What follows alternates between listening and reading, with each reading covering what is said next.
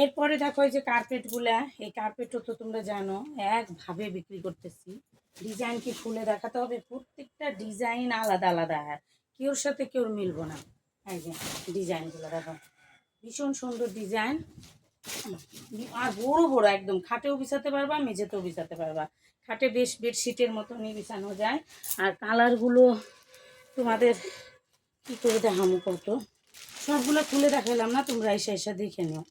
এই যে দামগুলো তারাও বলে দিচ্ছি, দাম প্রত্যেকটা ডিজাইন আলাদা আলাদা হয়, যে তোমরা ভাববা বাপরে একই রকম, ওর ঘরে আছে এর ঘরে আছে, নিব না।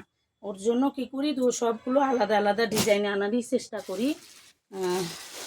এই যে আরেকটা দেখো, ভীষণ সুন্দর এই কালারটা, নীলটা, ঘরটা বেশ সুন্দর লাগতো।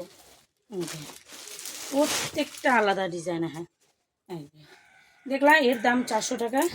গত বছরও 400 বিক্রি করছি, এবছরও 400।